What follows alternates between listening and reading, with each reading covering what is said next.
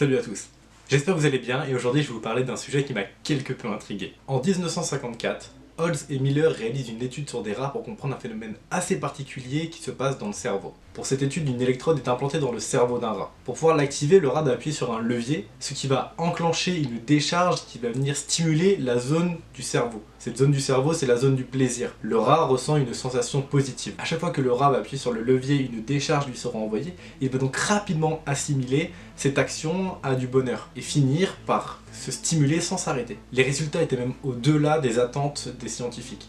Certains rats pouvaient monter jusqu'à 100 pressions par minute. À savoir que la moyenne par heure était de 200 pressions. Donc c'était vraiment le maximum qu'ils atteignaient. Encore plus surprenant, certains rats prenaient des décharges à haute intensité. Une intensité tellement haute qu'ils s'étaient projetés contre la cage. Une fois sur leurs pattes, cela ne les empêchait pas de revenir appuyer sur le levier pour reprendre des décharges à la même intensité. Les rats vont même en oublier leurs besoins primaires, comme boire, manger, élever leurs petits. Même dormir n'est plus une priorité. Ils vont seulement s'assoupir pour pouvoir aller reprendre rapidement une décharge électrique. Cette découverte s'est totalement faite par erreur. À la base, Holtz cherchait dans le cerveau une zone qui impliquait la vigilance. Il voulait empêcher un rat de retourner à un point précis dans la cage. Et c'est totalement l'inverse qui s'est produit la première fois, avec le rat qui est retourné par la suite. Il s'est aperçu que l'électrode dans le rat qui revenait en permanence sur la zone pour reprendre une décharge était en fait placée à côté de la zone qu'il visait. Il venait de découvrir avec cette erreur le circuit de la récompense. Et c'est le principe même de l'addiction.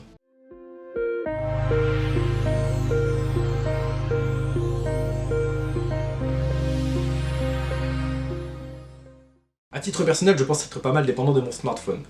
Je ne sors jamais sans, il peut même m'arriver de ressentir de l'anxiété si je ne sais pas où il se trouve.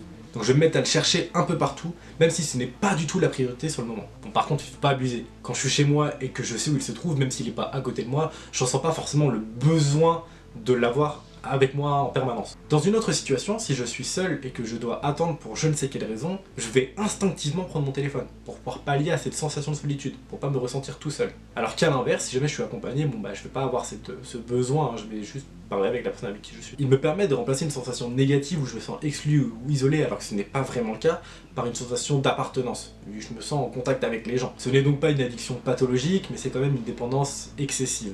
Des gens se reconnaîtront peut-être dans mon cas. Et donc, l'addiction, Kesako. Une addiction est une pathologie cérébrale définie par une dépendance à une substance ou à une activité avec conséquences négatives pour la vie de la personne. Si je reprends mon cas avec le smartphone, cela serait une utilisation excessive qui m'empêcherait de réaliser ma vie professionnelle ou qui endommagerait ma vie sociale quand je suis avec des potes à moi. Ce qui serait quand même un comble parce que j'utilise mon téléphone pour rester en contact avec mes proches et finalement quand je suis avec mes proches, j'utilise mon téléphone. Cependant, ce cas existe. Ce n'est pas mon cas personnel, mais des personnes peuvent oublier leur entourage, moi les personnes qui les entourent, pour rester scotchés sur leur téléphone.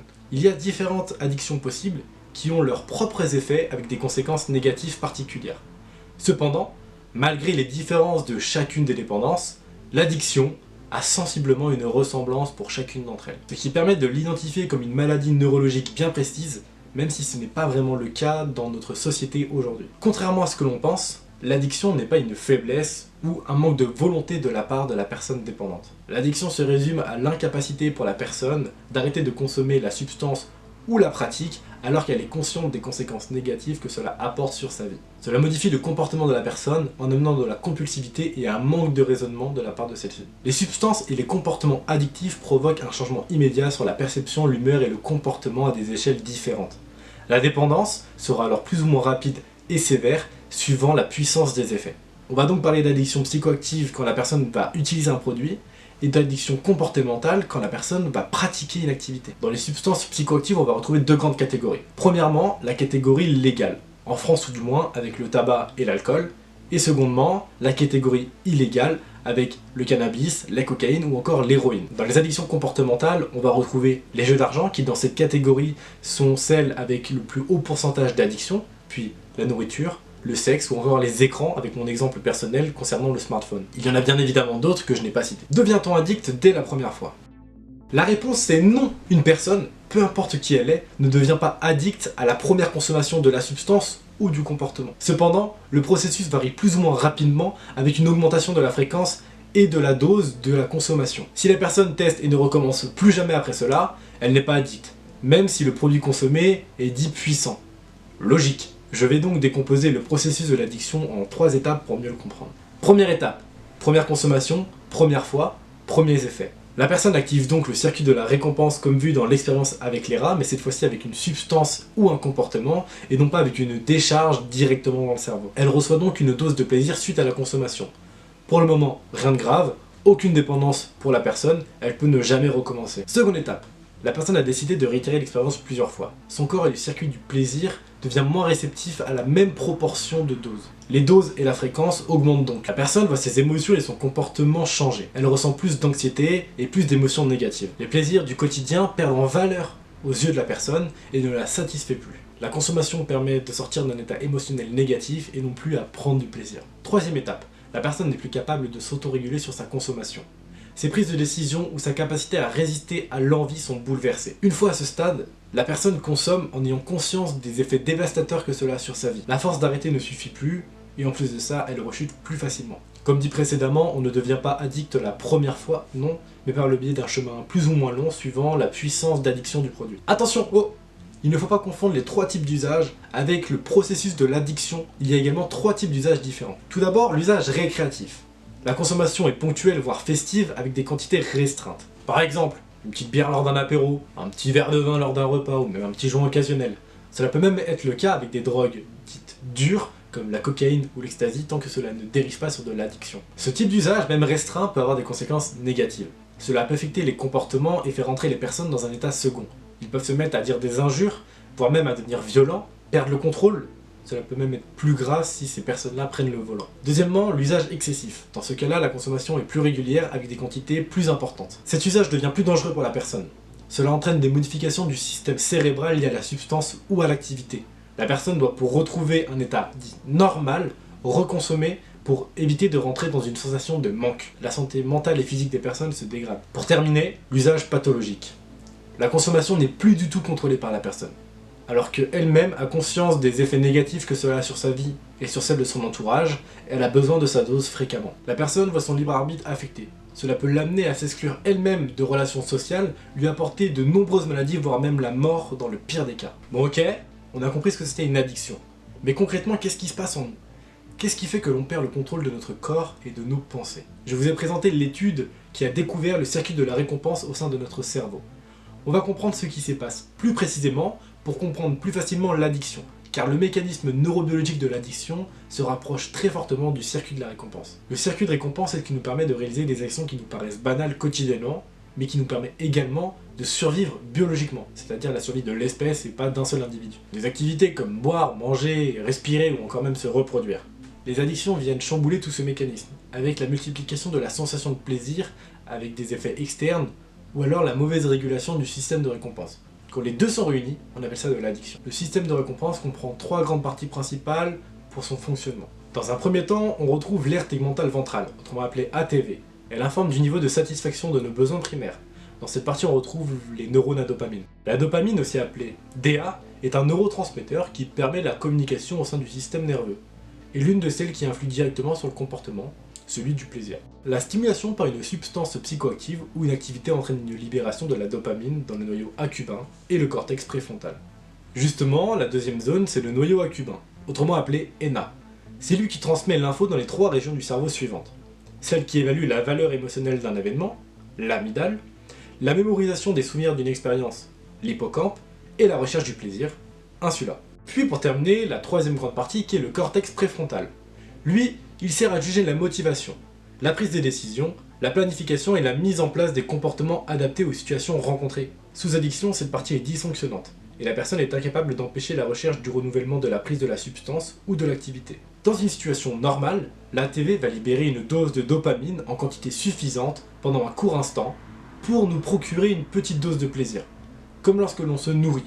C'est une petite récompense pour nous faire comprendre que ce que l'on vient de faire est bien et qu'il faut continuer. Mais par contre, lors d'une prise de substance, cela va durer plus longtemps et plus intensément. La substance agit sur les neurones inhibiteurs qui agissent eux-mêmes sur les neurones de la dopamine. Les substances ont pour effet d'inhiber les neurones inhibiteurs, ce qui stimule plus fortement les neurones de la dopamine et en relâche en plus forte quantité dans le noyau accubain. Les neurones conservent en mémoire la sensation, et avec une récurrence va développer une tolérance. Il faudra donc augmenter la dose pour pouvoir à nouveau ressentir la même sensation de plaisir. Une problématique revient souvent quand on parle d'addiction.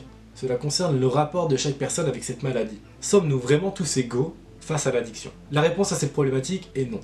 Il y a des circonstances qui, une fois réunies, favorisent l'apparition de l'addiction ou de la dépendance, qu'elle soit psychique ou physique. Le premier facteur risque est lié au produit. La force de la dépendance au produit, le dommage sanitaire aigu et chronique qu'il encourt et le statut social du produit. C'est la substance psychoactive ou l'activité qui est à l'origine de l'addiction. Le second facteur risque, c'est l'individu. On prend ici en compte la génétique de la personne, son caractère, les différents événements de sa vie, des potentiels troubles psychiatriques et la précocité de la consommation, auquel la première prise s'est réalisée. Le troisième facteur risque, c'est l'environnement. Les relations sociales de la personne dans son entourage proche peuvent conduire à des événements traumatisants ou stressants, comme les troubles affectifs, les conflits familiaux, l'agression, l'harcèlement, les pressions sociales et autres bon nombre de facteurs environnementaux qui favorisent l'enfermement dans une activité ou des produits psychoactifs, qui va leur permettre de réduire temporairement l'anxiété. L'environnement extérieur est aussi à prendre en considération. L'encadrement des différentes substances ou activités à risque dans le pays, la facilité d'exposition à ces produits ou activités et des réglementations autour de celles-ci. Comme chaque personne est différente de son voisin, le facteur individu va jouer un rôle crucial sur la fragilité de la dépendance ou non. C'est ce qui va faire la différence entre deux individus qui ont sensiblement le même environnement. Les deux ne vont pas forcément devenir addicts. Encore une fois, une expérience intéressante explique le lien entre l'environnement et l'individu. En 1978, Bruce K. Alexander, qui est un psychologue, cherche à comprendre l'importance de l'environnement pour une personne. Il va choisir de réaliser son étude sur des rats, car le rat, comme l'homme, est une espèce qui est de nature sociale et qui aime rentrer en contact avec les personnes de son espèce. Si vous vous demandez pourquoi encore une expérience sur un rat, c'est parce qu'on compte autant de génomes dans les gènes d'un rat que dans celui d'un humain. Tous les gènes humains associés à des maladies ont leur équivalent dans le génome du rat. Je comprenais pas vraiment pourquoi toujours cet animal, donc voilà, c'est cadeau, je vous partage l'info. Bon, pour l'expérience, on va retrouver des endroits bien distincts. Dans le premier endroit, un rat qui est confiné tout seul, dans un endroit assez étroit, avec à sa disposition deux abreuvoirs, un comprenant de l'eau tout à fait normale, et un autre avec une substance narcotique, toutes les deux en libre service. Puis, dans le deuxième endroit, qui est nommé le rat park, on va y retrouver des roues d'exercice, des balles d'activité, beaucoup de rats sont regroupés, il y a beaucoup d'espace, il y a même un petit love-hôtel pour la reproduction, écoutez, plutôt sympa, c'est vraiment le paradis pour les rats. Les résultats sont les suivants. Le rat qui était isolé consommait 19 fois plus de liquide à base de substances narcotiques que ceux du rat park. Les rats dans le rat park résistaient plus à la substance et préféraient consommer l'eau. Autrement dit, quand l'individu se trouve dans un environnement dit riche, avec des relations sociales et des activités ludiques, il y a un risque beaucoup moins important de tomber dépendant. J'ai voulu aller encore plus loin dans cette réflexion. Alors oui, on est tous différents vis-à-vis de la dépendance par rapport à notre environnement, mais est-il possible qu'il soit inscrit dans nos gènes quelque part qu'une personne peut être plus facilement disposée à l'addiction qu'une autre? Si aujourd'hui on est sensible à la symétrie, même à des degrés différents suivant les personnes, c'est que lors de notre évolution, nous avons assimilé la symétrie à du positif, et donc une sensibilité s'est créée à le reconnaître. Nous ressentons de la satisfaction lorsque nous voyons de la symétrie. L'humain a reçu cette information dans ses gènes et a su la conserver durant toute son évolution pour permettre à sa descendance de s'adapter au monde extérieur. On reçoit les informations à travers nos gènes pour favoriser notre évolution. Un gène a donc pu intervenir pour augmenter le risque d'addiction, vu que dans un premier cas, l'addiction nous procure du plaisir. Le psychiatre Robert Cloninger explique que ce n'est pas l'alcoolisme qui est transmis, mais la tendance à la consommation excessive lorsqu'il y est confronté à un âge précoce. Mais par contre, la résistance à la substance de la personne joue un rôle. Si elle ressent peu d'effets après la consommation, elle sera plus sujet à augmenter la dose et à rentrer dans le processus de l'addiction, en augmentant par la suite la fréquence. Et là, la tolérance est grandement déterminée par les facteurs génétiques, tout comme se transmettent des facteurs génétiques qui amènent à l'intolérance complète à l'alcool.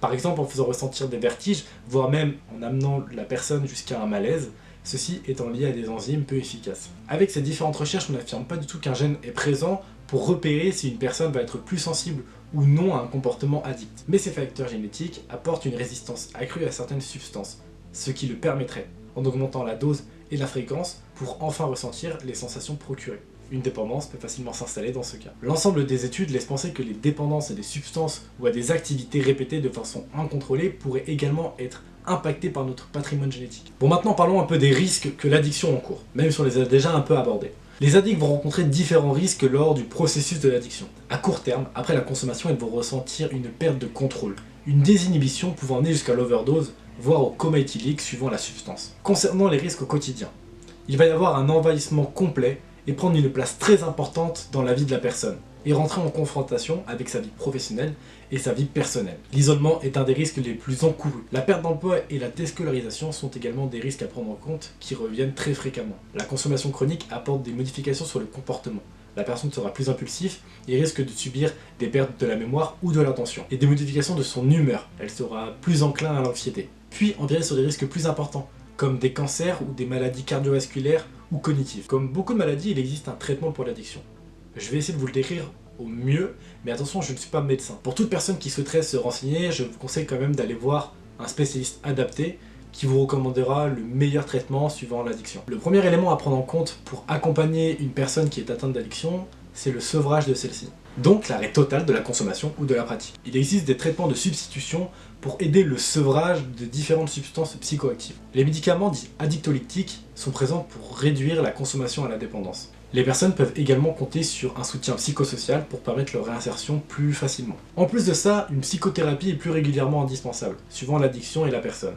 Différentes thérapies peuvent être utiles aux soins de la dépendance. Malheureusement, il n'y a pas de remède miracle. Cela demande beaucoup de temps et des étapes compliquées psychologiquement et éprouvantes physiquement à cause des rechutes. La réussite nécessite la motivation complète de la personne, une amélioration de ses conditions de vie et de son estime personnelle. Les groupes de parole vont être d'une grande importance pour apporter leur soutien aux personnes pendant leur sevrage et même après. Il y a des prises en charge dans différents endroits tels que les hôpitaux ou même des centres spécialisés pour les plus jeunes. Il ne faut pas hésiter non plus à se tourner vers un médecin généraliste qui sera là pour conseiller et expliquer la démarche à suivre. C'est tout pour moi, j'espère que la vidéo t'aura plu. Si c'est le cas, n'hésite pas à t'abonner et à laisser un like.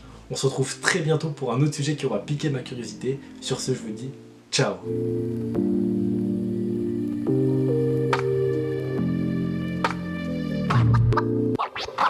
Wow.